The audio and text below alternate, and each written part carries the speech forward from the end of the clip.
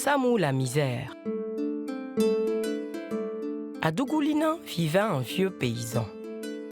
Il était pauvre et malheureux. On l'appelait Samou la misère. Il avait une femme malingre et 2 chétifs enfants. Samou était un gros travailleur.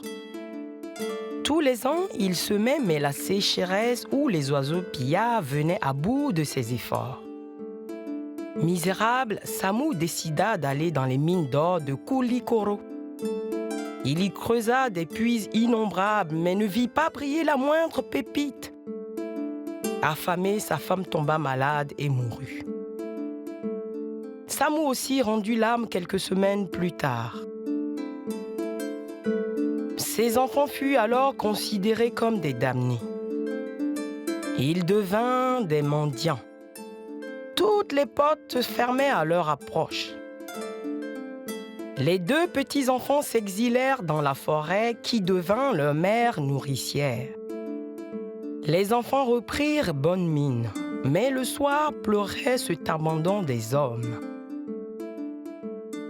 Un matin, les enfants furent réveillés par le tonnerre. L'aîné dit à son jeune frère: « Que faire ? Faisons comme notre père. Chantons sa chanson magique. Ô pluie bienfaisante, messagère de bonheur, arrose toutes les terres, mais épargne les terres de Dougoulina, le village des mauvaises gens. » Dès que les enfants dirent la complainte, la masse des nuages bascula et s'en alla arroser d'autres terres.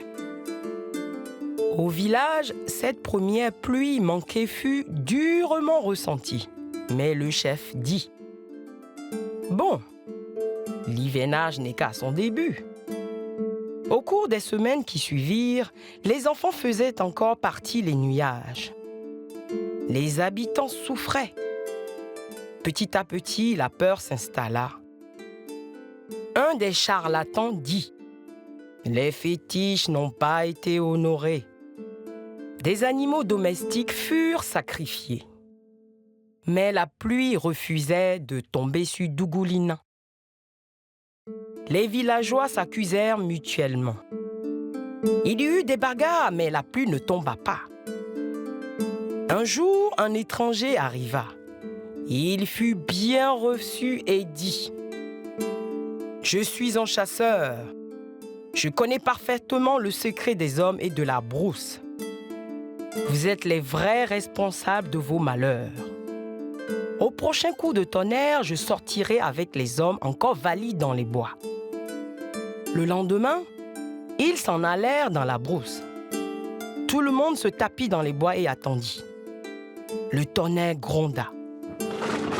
Sortant de la futaie, 2 petits gamins, nus comme des vers, vinrent dans la clairière. Ils firent face aux nuages et chantèrent. Encore une fois, la masse des nuages s'en alla. Le chasseur sortit des bois arborant un grand sourire vers les enfants. Il leur présenta 2 grandes tranches de viande. Les enfants hésitèrent, puis mangèrent. « Habillez-les, prenez bien soin d'eux, dit-il. » Les enfants furent royalement traités. Quand le tonnerre gronda, ils vinrent sur la place publique, les yeux baignés de larmes, et chantèrent. Ô pluie bienfaisante, messagère de bonheur, arrose les terres de Dougoulina qui traite bien ses orphelins. De mémoire de vieillard, jamais Dougoulina ne reçut une telle averse.